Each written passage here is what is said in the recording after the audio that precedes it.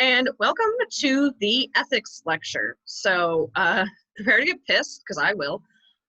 So we discussed theories earlier this week, as well as phenomena, and how theories and phenomena are related in terms of phenomena are something you can see, and theories are things that describe those things that you see. So today we're going to be getting into ethics. So obviously, as researchers in psychology, we put people through different experiments, and in the past, that hasn't always been fucking ethical. So today, we are going to get into kind of the history, a little bit of the history of the ethics in terms of how it is the way it is today. I'd like to think that today we're a lot better because we were garbage in the past. But anywho, so getting into ethics. Now, obviously, this is something that will relate to you guys as well. Now, with our final projects, you guys are going to be conducting your own research, and it's important that you keep in mind things that we discussed today. For example, a lot of times I notice that students forget to include an informed consent form in their research, even through our student research that we do in 144. However, I'm going to go over why we have an informed consent and how you really want to make sure you include it. Otherwise, you are just spitting in the faces of people who have been fucked over by a lack of informed consent. Anywho, let's begin. So, we do in psychology follow a standard of ethics that is absolutely necessary anytime we conduct research or obtain information from human as well as animal test subjects or participants. We don't really like to use subjects anymore because it kind of dehumanizes or de-animalizes things. So anyway, we have 4 moral principles in psychology in terms to the ethical standards we have towards research. The first is weighing the risks against the benefits. Next, we act responsibly and with integrity. We seek justice, and we also respect people's rights and dignities. And I'm going to get into those now. So first, weighing the risks against the benefits. So when you conduct research, if you're going to be putting people through a series of tests or experimentations or some sort of research, excuse me, you want to make sure that the knowledge you would be obtaining from this experimentation, from the study you're going to conduct, that is more beneficial as opposed to risky towards your participants. If it's far too risky and you're not really getting a lot of information from it, scrap it. If it's 50-50, it better be some damn good information we're getting, because you really don't want to put participants through any trauma, physical, emotional, psychological, what have you. So again, these benefits refer to, and risks I should say, they apply to both the participants themselves. What are you putting them through? What are they experiencing? What are they getting from it? The scientific community. So are we putting it at harm's way by just shoveling out fake or like just not very good ethical research, or just not very good research in general, not really providing much in the way of new knowledge, as well as society.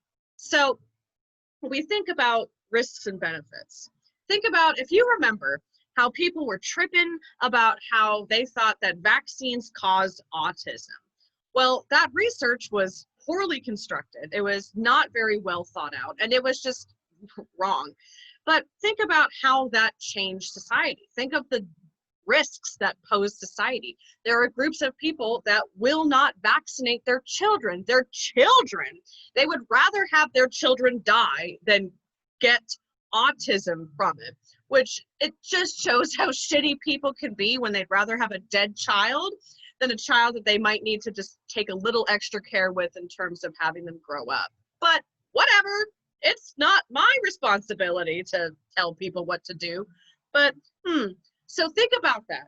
There was garbage research in terms of the vaccines causing autism, and the risks to society were literally dead children, or just children who had compromised immune systems, or they got measles for no reason, which is not just a like, oh, it's just red bumps. It's like, no, it's a lot worse than that. Anyway, so that is something that definitely did not outweigh the risks and benefits, because the risks was that it was sending out this garbage information that people just ate up and thought, this is the truth. It's scientific. you know, it's in a study, so it's probably true. But actually, no, it was poorly conducted and there were fucking dead children as a result of it. So probably don't think that vaccines cause autism, but it's whatevs. Another example of outweighing the risks and benefits was actually the Milgram's obedience study, which of course I'm going to go into if you haven't already been familiar with it. So the Milgram's obedience study is where Milgram, he was testing how obedient people were and how willing they were to go along with a researcher. So just as a little bit of knowledge in case you're not familiar or it's been a while, what Milgram did was he had the actual participant in charge of these controls. And he had a confederate, which is someone who the participant didn't know was working with the researcher, but they were working with the researcher. This confederate was in the other room doing these tests. And anytime the confederate got an answer wrong, the participant was asked to, not imply, I can't think of the word, but they were asked to elicit these increasingly higher voltages of shocks to the confederate. Again, the participant has is not aware that the confederate is actually not being shocked, nor is he aware that anyone's not in any actual danger. But the participant, every time the confederate gets an answer wrong, the participant is asked to administer an electric shock, and the more the confederate gets wrong, the higher and higher the voltage goes. So with that being said, with every hesitation, with every, you know, at first it's just like, oh, whatever, like, oh, just, it tickled, and oh, whoa, I felt that one. And then as it got higher, it was actually a pre-recording, and the confederate was saying, like, I have a heart condition, this hurts, stop. And that participant, the actual participant that was administering the electric shocks, they had that sense of guilt of like, should I? They looked at the researcher, and the researchers are all dressed in white coats, very much an authority figure in a lab setting. And the only thing that the researcher said was, in order for the experiment to continue, you must, you know, it must continue. We cannot continue unless you press the button, essentially. So the test was seeing how obedient people are to do that, to actually keep going despite people saying, oh God, stop, or holy crap, it hurts, or whatever. Again, not real, it's not actually being hurt, but the participant, again, didn't know that. So when we talk about weighing the risks and the benefits in terms of the participant, scientific community, and society, this had huge risks towards the participant themselves. They were thinking, oh my God, I'm actually hurting this person, but I have to keep going because it's part of the experiment. Now, after the experiment ended, after the series of shocks had, sometimes the participants were like, I can't, I'm not comfortable, I'm done. Now, Milgram did debrief the participants. He did make sure to kind of keep them on the same level they came coming in, say, hey, no one was actually hurt, you know, it was just a recording, no one was actually hurt, you didn't hurt anyone. But again, the participants, oh, it's like saying, like, stop being depressed. Oh, okay, I'm better now. The participants were still like reeling from, holy shit, like, I really thought I was hurting someone. So here's an example of, this is from your book, yes, and this is saying just exactly what happened. So in a large number of cases, the degree of tension reached extremes that are rarely seen in socio-psychological laboratory studies. Subjects were observed to sweat, tremble, stutter, bite their lips, groan, and dig their fingernails into their flesh. 14 of the 40 subjects showed definite signs of nervous laughter and smiling. The laughter seemed entirely out of place, even bizarre. Full-blown, uncontrollable seizures of laughter were observed for 3 subjects. On one occasion, we observed a seizure so violently convulsive that it was necessary to call a halt to the experiment. So we see that the participants themselves, they're calling them subjects, but these are the participants that, again, did not know that they were actually hurting people until the end. They weren't hurting people until the end. They were clearly suffering psychological trauma because they feel like they are at the helm of hurting another person. So by today's standards, this is not an ethical experiment. It's too far risky, too harmful towards the participant themselves, even though it's fake and they're debriefed afterwards. So Milgram did make it a point to debrief his participants to say, hey, this was a test of obedience to see how you went along with it, how obedient we are as human beings. But Keep in mind that this experiment was done shortly after World War II. We wanted an explanation as to how can humans do such terrible things. Also part of a reason as to why behavioral psychology was so powerful at the time, where we were reeling from World War II and what the Nazis had done. More on the shitty Nazis later, but we were reeling from that, and so we were looking for explanations. And so behavioral psychology, where it's the environment that's causing us to react in such a way, really took hold after World War II as a way to think, well, humans aren't evil, right? We can't be inherently evil. Oh, thank God, it's because of the environment. That's why we're evil. Milgram's obedience study kind of went along with that as well. How can we be so obedient? It's a lot of times it can be the environment that we're in. However, while it is very influential research and it's very interesting to learn about, in terms of the way it was conducted in this sense, probably not the greatest in terms of ethics. It's not considered ethical by today's standards we have now. So the next moral code that we have is to act responsibly and with integrity.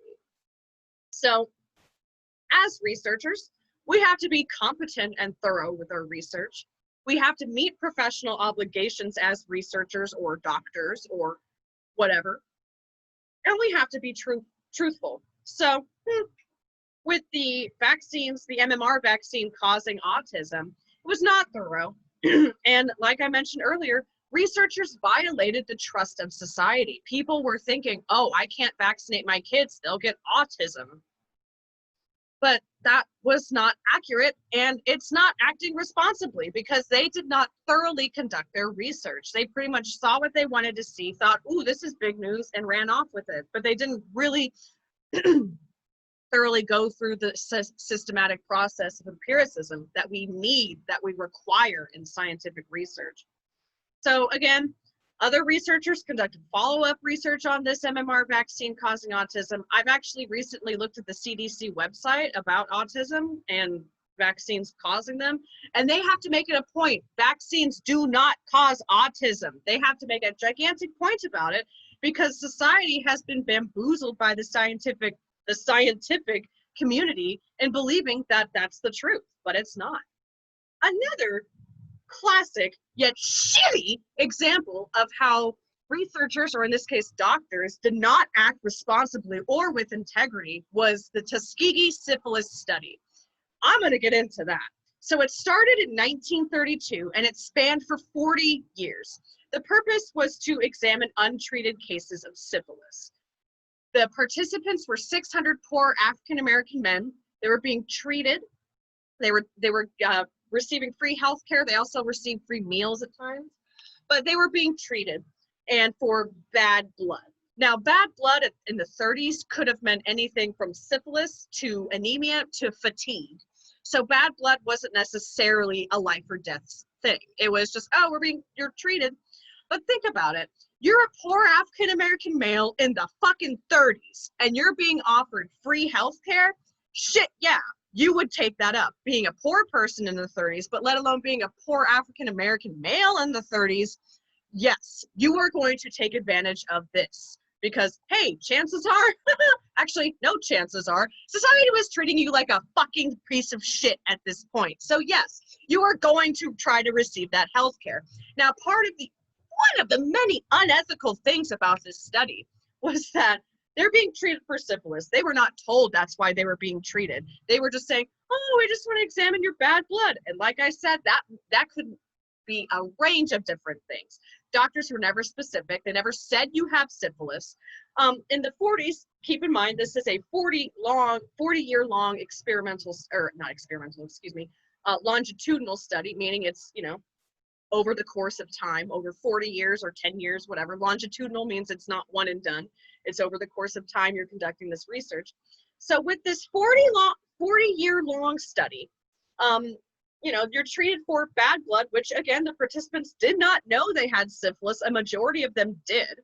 But in the 1940s, these are doctors conducting these experiments, let me remind you.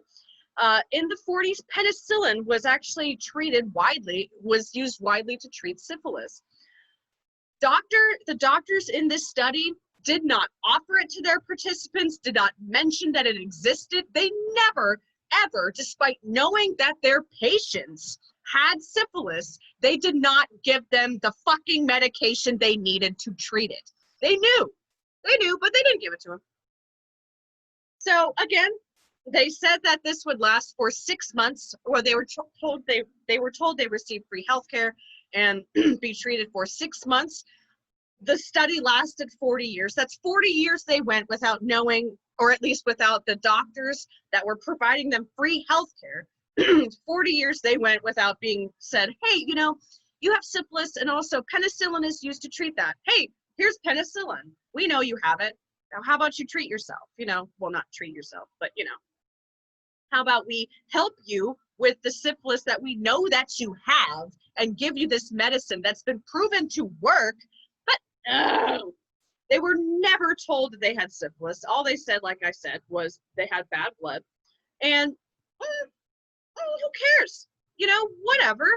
They just went on with their merry way because they just wanted to experiment to see, ooh, how does syphilis do? How does it, you know, respond to the body? What's it gonna do? So, updates to ethics because of the Tuskegee syphilis study. We are now required to provide informed consent to our participants. None of those 600 men that started in this study knew they had syphilis. None knew that it would take 40 fucking years. It actually didn't stop until there was an article saying, this doesn't seem right. People are dying from syphilis and they never knew. They were never treated for it despite being a part of this study. That's why it stopped. Not because, oh, we're planning to do this study for 40 years, but because someone said, hey, what you're doing isn't right. Oh, we'll stop now. We'll stop now. Okay. Well, all right, we'll do it. We'll stop. You know, we'll be good. They didn't stop because they wanted to. They stopped because people called them out on it. They would have kept going and not treated anyone with syphilis at all. But whatever. So because of the Tuskegee syphilis study, now we do provide informed consent. Informed consent is pretty much letting your participants know what they're getting into. And, you know, you have the right to not do this at any time. If you're uncomfortable, you can bail. If you just don't want to do this, you read what this is about, what the study's about, and you choose not to do it, you don't have to. You know, have a nice life. I'll see you probably never again because I'm a random dude coming into your life. But anyway. Another thing that the Tuskegee syphilis study actually implemented was the National Research Act. This was enacted in 1974, 2 years after the termination, the halt to the syphilis study. So now this is requiring that all federally funded research that uses humans as participants must be approved by an institutional review board, an IRB. So before you say, oh yeah, we're just gonna treat people with bad blood and just kind of wing it until 40 years later when we get narked on, instead of just going about it all lackadaisically like that, the IRB is actually saying, okay, it's looking into what your survey or what your experiment is. What do you have to use in human subjects? If not, you know, can you use animals? And even if you're using animals, is it an ethical practice? You know, are you just killing them for the sake of killing them just because you're, you know, a weirdo? Or, you know, anytime that you do anything, especially requiring human subjects, it has to be approved by an institutional review board to say, okay, you're good.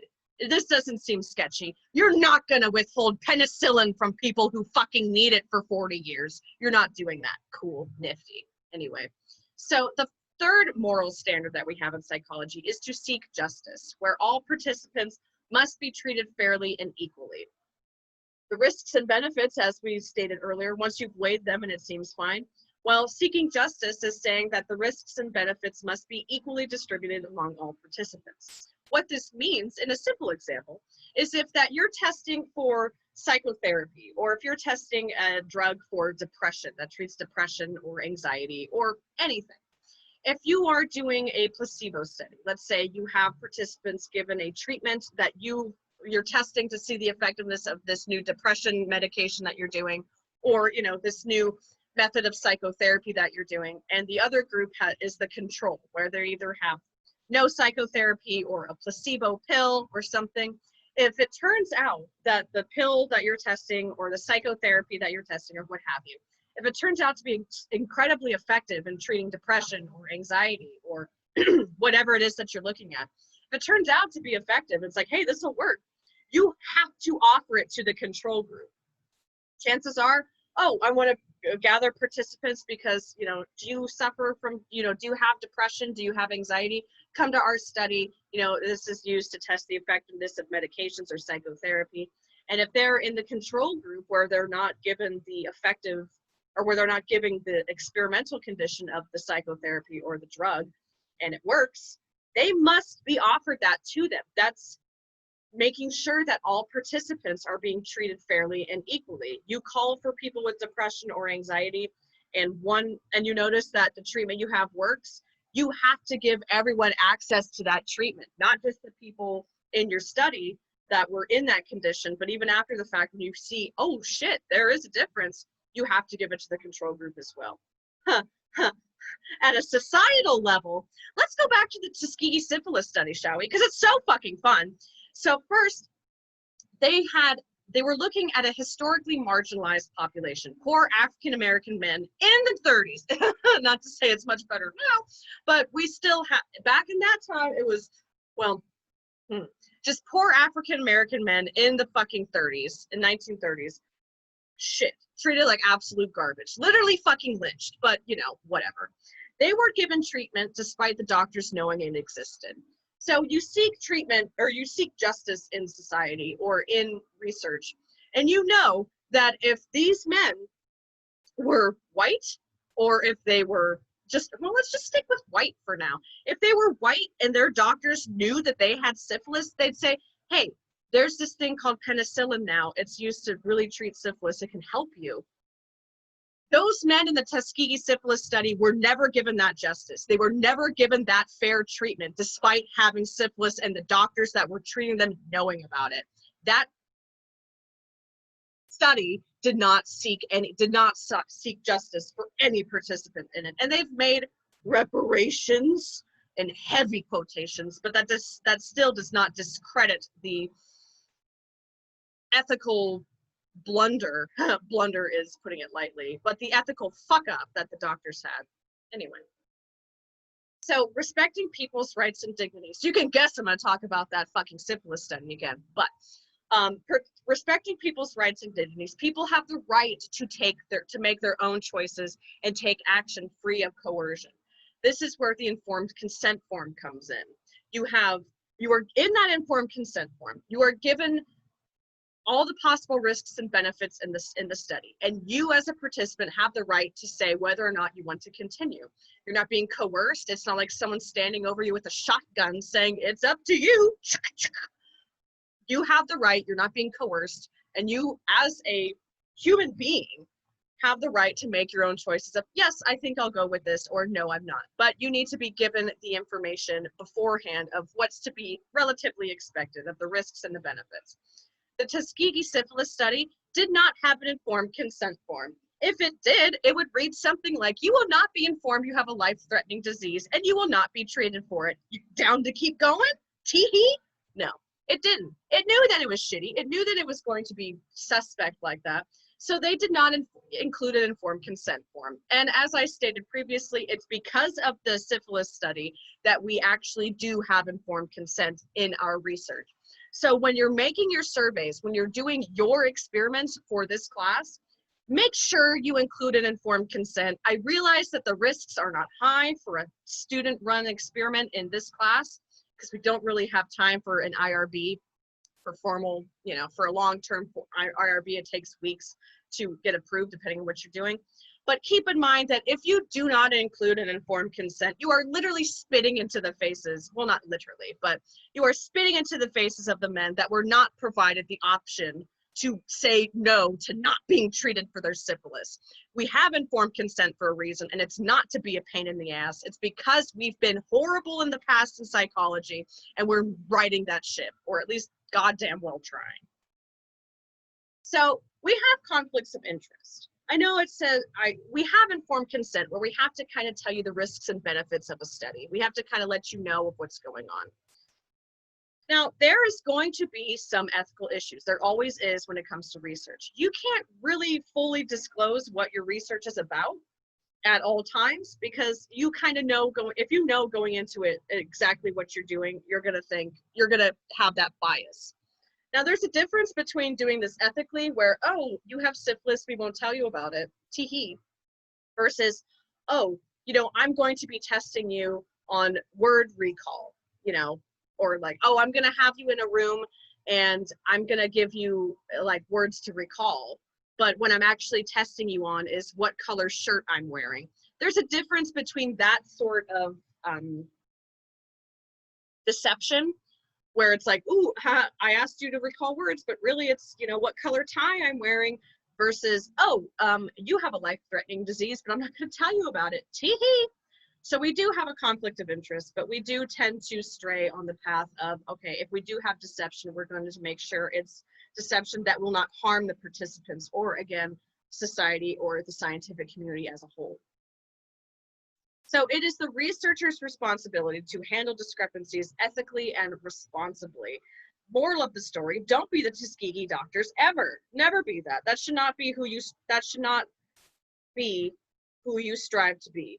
That sentence sounded crappy. Anyway, so going over ethics codes, we have started with the Nuremberg Code that was established in 1947. This was written following the Nuremberg trials, where Nazi physicians, doctors, if you will, were put on trial for the cruel research they did on the prisoners in their concentration camps. Now, this is not just, oh, yeah, Nazis did bad things. They did fucking horrible things. They were testing various ways of weapon efficiency. They were testing poison on participants. I say participants like the prisoners in their concentration camps were willing, but they were poisoning people, the prisoners in their camps, to see, oh, how does poison affect people? They were putting them in ice cold water for hours or days at a time to see how freezing temperatures actually affects the human body, because they were fighting on the Russian front as well. And they wanted to say, hey, how come, our dudes keep dying because of the cold? Well, like, let's throw some people in ice water for forever and see how that works. Or, ooh, in war, you get head injuries, all sorts of injuries. So they actually had an experiment where they strapped a child, a 12 or 13-year-old boy, a child, to a chair to where he could not move. And every few seconds, there was a mechanized system to where a hammer would come down and hit him constantly. But it was all to see how head injuries work. Probably not ethical, definitely not ethical. It's the Nazis, nothing that it was ethical. Who are we kidding? But because of these horrible experiments that they put their prisoners through, we had the Nuremberg Code that was established again after the Nuremberg trials. What this code stated was that it includes 10 principles. So this is the beginning of the ethics code in terms of how we see it in psychology today. This is step one. It contained principles including voluntary consent of human subjects. Note, this is different from the informed consent, where what is kind of the risks and benefits of what you're getting into. We don't have that yet, but the voluntary consent of human subjects, because the prisoners in concentration camps did not have a choice to say yes or no. Or they did, but they weren't going to live if they said no, or if they said yes. I mean, it was fucked either way. They're Nazis, remember, they're not good people. But anyway. So the experiment should be conducted to avoid unnecessary suffering or pain. Only scientifically qualified people can conduct the study. You can't claim you're a doctor and start hitting people on the head with a hammer when you have no degree, or you have a degree in philosophy or something. I don't know. You have to be a qualified person to conduct these experiments, or any sort of experiment. These Nazi experiments, not ethical, don't do that. But this is any sort of experiment in the future. Next was the Declaration of Helsinki that was created in 1964. Now this added to the Nuremberg Code in the sense that human participants should have, based on written protocol, reviewed by an independent committee. So research that involves humans or people, well, those are humans, it should be based on this protocol that is actually approved. So this is similar to an IRB. Now we don't have that yet. That's again with after following the Tuskegee syphilis study, but we're getting there. The Declaration of Helsinki is a little pre-game to that. 1978, we have the Belmont Report. Now this in 78, 6 years after the termination of the Tuskegee syphilis study. This is as a response to that. So it recognizes that we need to seek justice in psychological research. We can't say, oh, you know, if you're not in our syphilis study, you won't get treated for, wow. If you're not in our study, you will be treated for syphilis. If you're in our study, nope, sorry, no penicillin for you. So this is the basis of the federal policy for protection of human subjects, this Belmont Report. So we see how the ethical codes in psychology have been, it's been vague at first because we thought, oh, you know, we won't have to tell people, you know, the Nazis, those were horrible. It can't get worse. Oh, just kidding. Then the fucking syphilis study came into play. So we have to constantly revise our ethics codes to ensure that any loopholes in the systems of ethics, we close those immediately and correct it. So now we have the federal regulations that I mentioned previously. So now all research must be approved by the Institutional Review Board. Now there are 3 levels of risk for research. The first level is exempt, where this is research in normal educational activities, surveys of a not particular sensitive nature, and it maintains confidentiality.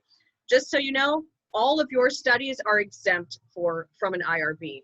It's research in normal educational activities, non-sensitive nature, and you're always going to maintain confidentiality. Just a spoiler, people, prisoners and children are protected populations in terms of research. So if you want to conduct research on children or prisoners or people with autism even, you have to have an IRB. You have to get approved by IRB.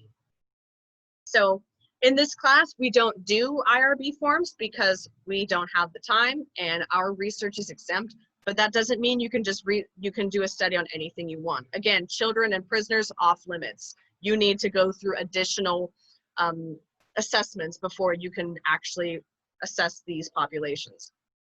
Anywho, minimal risk, the next level up is that states that risks are no greater than what people would encounter on a day-to-day basis, or psychological or physical examinations. You do still need an IRB, but it's not as heavy intense. You still need approval, you always do once you're above the exempt level, but it's not that intense. At risk is the highest level of risk in terms of the risk assessment. And this is greater than the minimal risk and must be approved. So if you're gonna have, oh, like if Milgram were to try and do his experiment now, he would have at risk for sure. And he wouldn't be approved because that's not ethical by today's standards. So we have an APA ethics code. There are several, 15 to be exact, standards to APA. I'm not gonna get into all of them because some of them just don't really apply to us in this class. Like we're not gonna be doing any research on animals. We're not doing any testing on animals. It's gonna be humans. So it's just a few that I wanted to go over is informed consent to research, deception, debriefing, and scholarly integrity.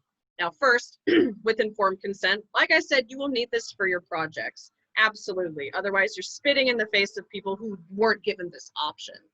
So you need to tell your participants a bit about the benefits and the risks that they're getting into.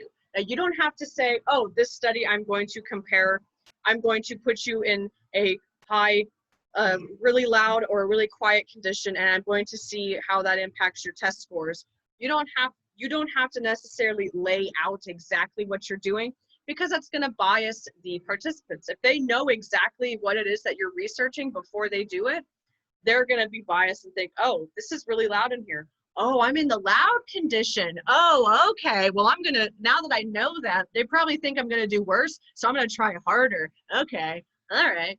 You don't want to do that. You don't want to lay all your cards on the table, but you do need to let them know of the benefits and risks. So a potential risk to that could be, oh, There are times where it can get noisy. So if you have, you know, some sort of condition where loud noises or constant noise is going to be an issue for you, maybe you get migraines or what have you, maybe this isn't the study for you.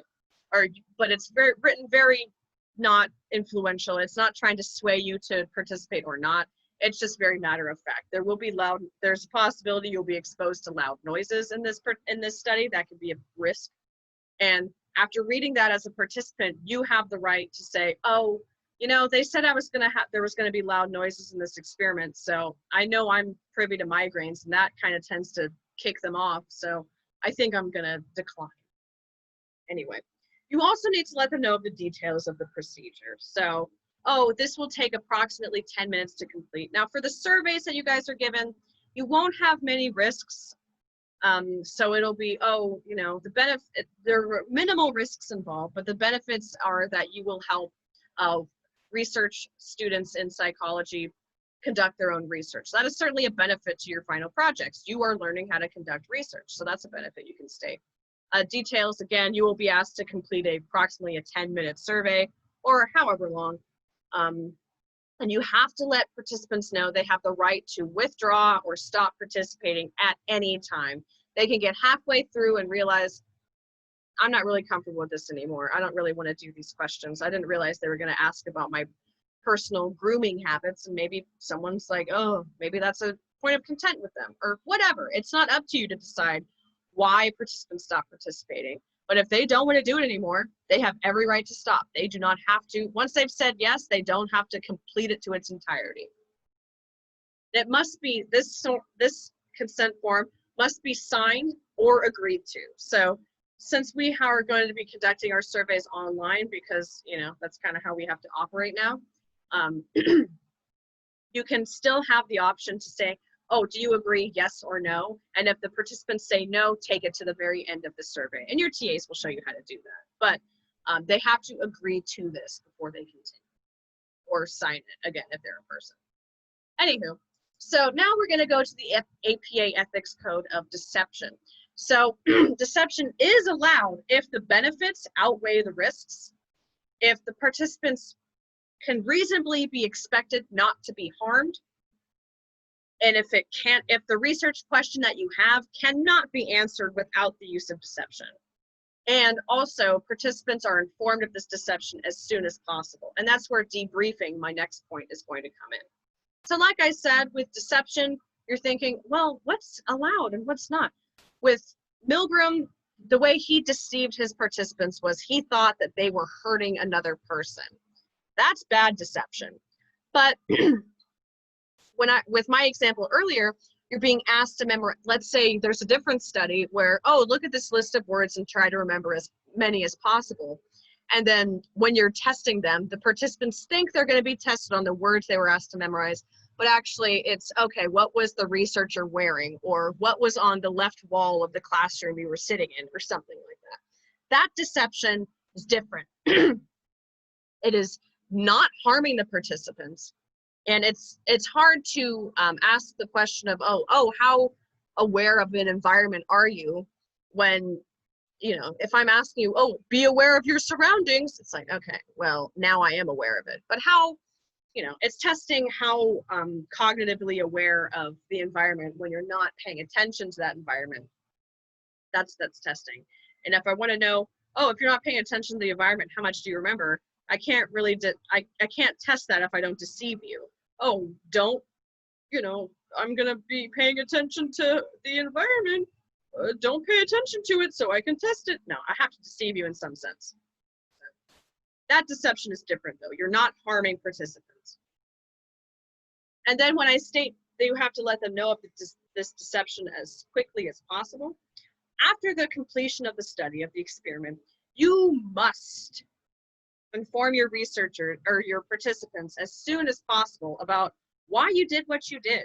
If you just have them go through your series of tests for whatever reason you had and don't tell them why, you're leaving your participants to feel like they are just subjects, like they are just cannon fodder for the war of science, for lack of a better term. But you need to tell your participants, remember that they are human beings with rights and dignities, You can't just force them to do stuff and be like, thanks, bye. You have to let them know, hey, thank you for participating in this research. This is why you did this. You know, this was the purpose of it. We were looking to see, you know, how well that you pay attention to the environment when you're not specifically paying attention to it. When you're asked to do another task, how well do you remember your ambient environment? So you have to reveal those deceptions that you've made in order to minimize the harm and answer. You have to give them the option to answer, or excuse me, ask any questions. You have to provide your information. You know, this is what we did. If you have any questions regarding the research, please contact the researcher so-and-so at so-and-so. You have to give them that.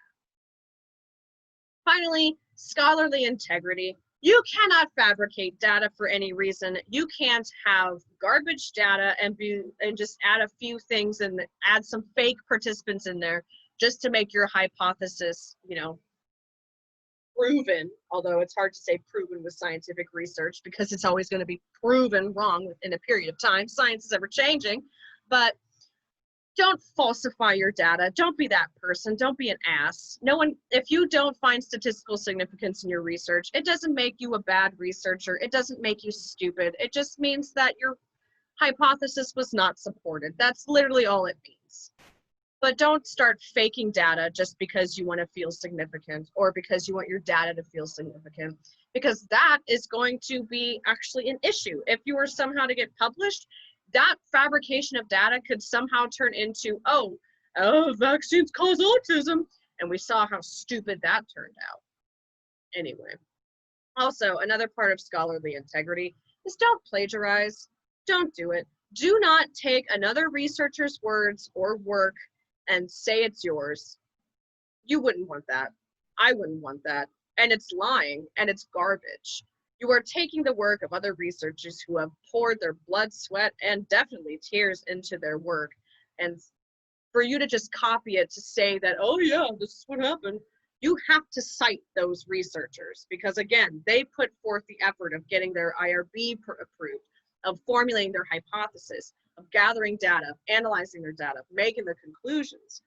When you just, if you were to write your introduction to your research papers, your literature review, and you start going off about this study and you do not cite the researchers who actually did that work, by not citing it, you're saying that you did it and you didn't. So don't plagiarize. Don't shit on the faces of other researchers.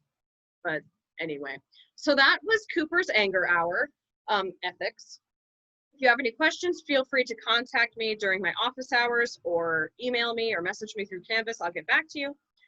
But for now, that's all I have for you. So I hope you guys have a good rest of your week and, you know, be good people.